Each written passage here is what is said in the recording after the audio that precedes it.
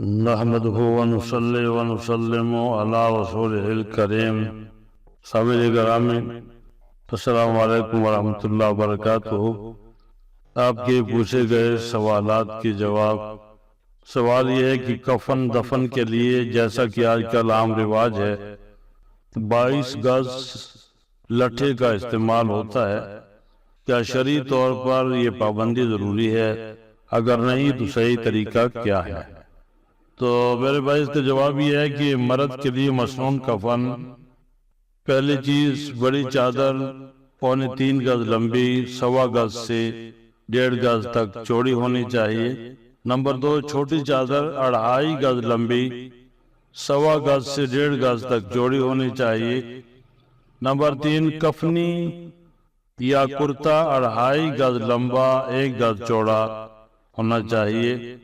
عورت کے کفن میں 2 کپڑے مزید ہوتے ہیں، ایک سینہ بند 2 گز لمبا 1.25 گز چوڑا، اور نمبر 2 اوڑھنی 1.5 گز لمبی قریباً 1 گز چوڑی نہلانے کے لیے تہبند اور دستانے اس کے علاوہ ہوتے ہیں۔